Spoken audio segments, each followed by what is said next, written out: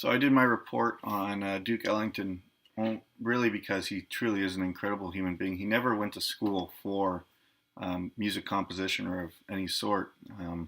So he was completely self-taught and is widely considered a genius for his works.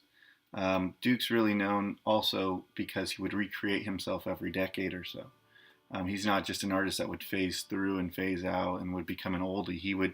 His music would change throughout time, and that's what kept him really as a top name artist throughout his life. Um, Another interesting thing about Duke and why he may be considered so prolific in the civil rights movement is that he really broke color barriers.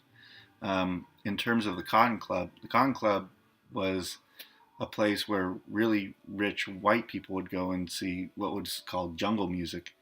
Um, but he really, in his bands, he broke that because his bands were really composed of all races of man, white players and black players.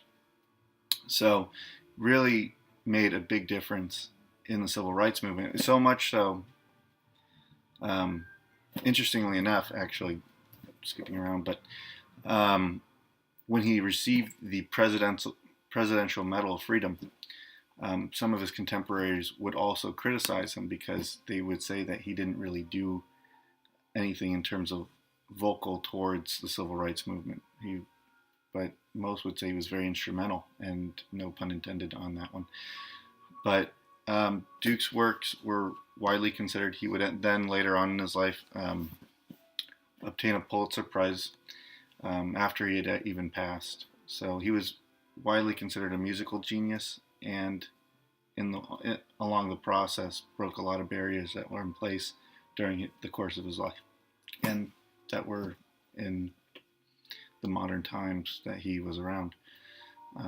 So that's why I chose to do Duke Ellington. Thank you. Bye bye.